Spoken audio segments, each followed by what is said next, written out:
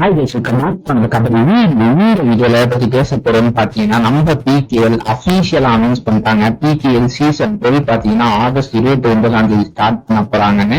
அதே போல சென்னையில பிகேஎல் நடக்குமா அப்படின்னு தான் பார்க்க போறோம். இன்னும் நீங்க நம்ம சேனல் சப்ஸ்கிரைப் பண்ணாம இருந்தீங்கன்னா மறக்காம பண்ணிக்கோங்க. சரி, வாங்க டைரக்டா வீடியோக்குள்ள போயிடலாம்.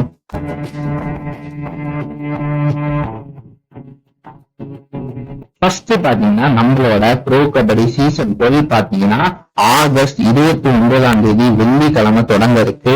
12 டீம்ஸோட 132 மேட்சஸோட ஸ்டார்ட் ஆக இருக்குங்க. இதுதான் பிகேஎல் நேத்திக்கு அபிஷியலாவே அனௌன்ஸ் பண்ணிட்டாங்க. இது மாதிரி பிகேஎல் சீசன் 12 ஆகஸ்ட் 29 ஸ்டார்ட் ஆகுது வெள்ளிக்கிழமை அப்படின்னு சொல்லி. சோ இதுதான் அபிஷியல் அப்டேட் நமக்கு வந்திருக்கு. சோ இந்த மாதிரி டீம்ஸ் எல்லாம் அவங்களோட ப்ரிப்பரேஷன் கேம்ப ஸ்டார்ட் பண்ணிடுவாங்க. மோஸ்டா சில டீம்ஸ் எல்லாம் ஆரம்பிச்சிட்டாங்க. இன்னும் சில டீம் ஸ்டார்ட் பண்ணாதவங்க அவங்களும் ஸ்டார்ட் பண்ணிடுவாங்க. பிகாஸ் எனக்கு தெரிஞ்சது ஃபர்ஸ்ட் என்ன ரிப்போர்ட்ஸ் வந்துச்சுன்னா செப்டம்பர் 5 வந்துச்சு.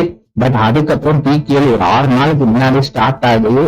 சோ அதனால ப்ரோ கபடியோட சீசன் 12 பாத்தீங்கன்னா ஆகஸ்ட் 29 வெள்ளிக்கிழமை தொடங்க இருக்கு. இது ரொம்பவே நல்ல விஷயம். அந்த கபடி ஃபேனா நம்மளை பொறுத்த வரைக்கும் இந்த அப்டேட்டுக்கு தான் நம்ம எல்லாம் வெயிட் பண்ணிட்டு இருந்தோம்.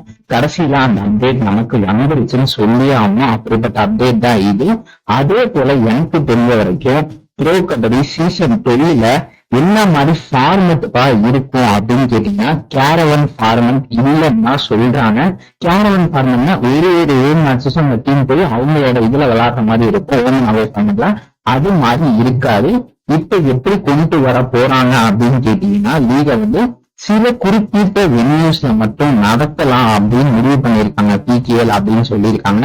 சோ இதை போலவே அடுத்து நான் பிகேஎல் நம்ம சென்னையில நடக்க சான்ஸ் இருக்காப்பா அப்படின்னு கேட்டீங்கன்னா, இது ஒரு ரிப்போர்ட்ஸ் தான். என்ன ரிப்போர்ட்ஸ் வருதுன்னா, சென்னை, வைசாக், ஹைதராபாத், பெங்களூரு இது மாதிரி சிட்டிஸ்ல பிகேஎல் நடத்தலாம் அப்படின்னு முடிவு பண்ணிருக்காங்க அப்படின்னு ரிப்போர்ட்ஸ் வருது. பட் இந்த நியூஸ் எந்த அளவுக்கு உண்மைன்னு தெரியல.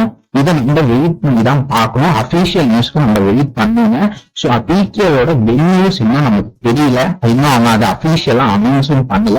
சோ அது வரைக்கும் நம்ம வெயிட் பண்ணுவோம். ஆனா இப்ப வர ரிப்போர்ட்ஸ் பத்தி பாத்தீங்கன்னா பிகேஎல் நம்ம சென்னையில் நடக்க சான்சஸ் அதிகமா இருக்கு. சோ வெயிட் பண்ணி பார்ப்போம். அதுல என்ன நடக்க போகுது அப்படின்னா நம்ம வெயிட் பண்ணி தான் பார்க்கணும். அதே போல நம்ம தமிழ் தலைவாஸ் பிகேஎல் சீசன் 12 ஜெயிப்பாங்களாப்பா அப்படின்னு கேட்டீங்கன்னா, எனக்கு ஒரு ஹோப் இருக்குங்க. ஒரு நல்ல டீம் நம்ம ஃபார்ம் பண்ணிருக்கோம். அதோட ரிவ்யூவே நம்ம போடுவோம், நம்ம டீம் எப்படி இருக்கு தமிழ் தலைவாஸ்னு. பட் எனக்கு ஒரு நல்ல ஹோப் இருக்கு. ஏன்னா இந்த வருஷம் ஆர்சிபி கப் அடிச்சாங்க 18 இயர்ஸ் கழிச்சு. அதே போல இந்தியா இப்ப டெஸ்ட் மேட்ச் எட்பாஸ்டன்ல ஒரு வரலாற்று வெற்றி ஜெயிச்சாங்கன்னு சொல்லுவோம். அப்படிப்பட்டதெல்லாம் நடக்குது. சவுத் ஆப்பிரிக்கா ஒரு ஐசிசி டைட்டில ஜெயிச்சிருக்காங்க.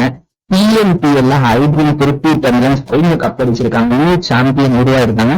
சோ அதே மாதிரி பிகேஎல் ஒரு நியூ சாம்பியன் வருவாங்க அப்படின்னு தான் எனக்கு தோணுது.